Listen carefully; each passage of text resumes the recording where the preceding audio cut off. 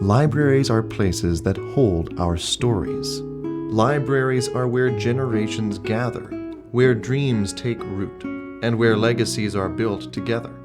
The love of libraries often begins with a first memory, with a moment of discovery, wonder, or belonging. Swinomish Elder Diane Vendiola, her grandson Doc, and friends of the library, longtime members Sally Cram and Barbara Bradford, share the earliest moments that shaped their connections to a library. About the time that I went to libraries was just after the war, and so we had to walk. As a child, walking into a library, to me, was always magical. There's something about the color and the smell of books as a child. I was so excited when I got to go to the library and get my library card. It was a special day. Our favorite thing was get our books, go home, go to our rooms, and we'd read. So the library was kind of like part of my home. From middle school to high school, where I used the public library, I would go there after practice if my mom was running late, and I would hope my mom was late so that I could spend more time at the library. My first memory was when I was 10, and that was 77 years ago. You know, I lived in a single-room occupancy hotel, and so the hotel was like very plain, very simple.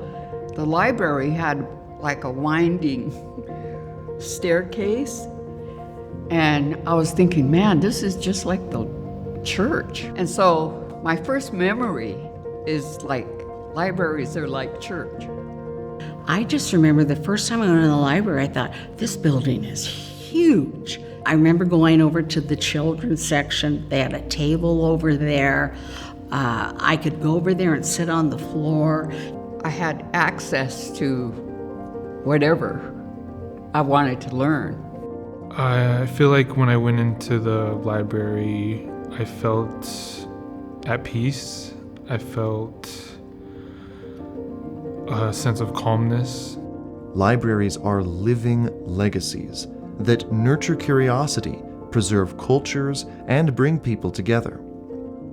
I see the Conner Library as one of the pillars of the town of Conner.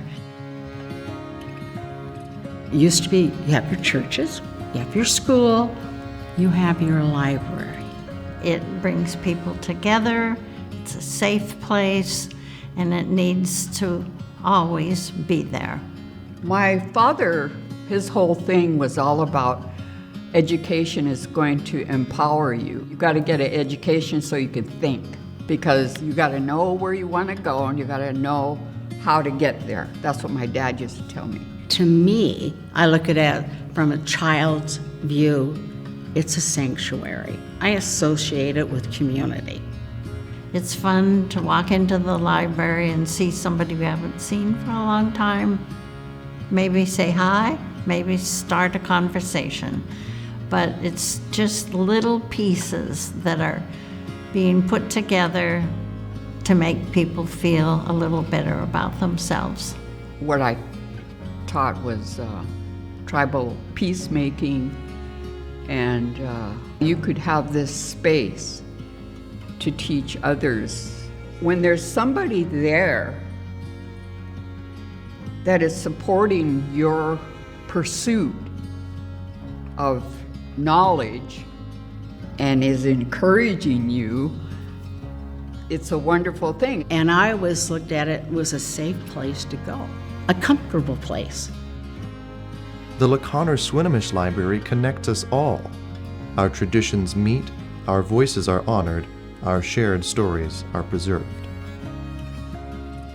I like to think that the Conner Swinomish Library is unique in community. I see the Conner Swinomish Library's legacy as a place where people from all backgrounds can go and learn about each other. Where you could have a space to be free to study. To ensure that we will always have a freedom of the library for all people. That could be what's happening at Swinomish Library, I think. I think it could be a community gathering space, I think. And I just feel strongly that we can never do without a library in the community. The library is the soul in my book.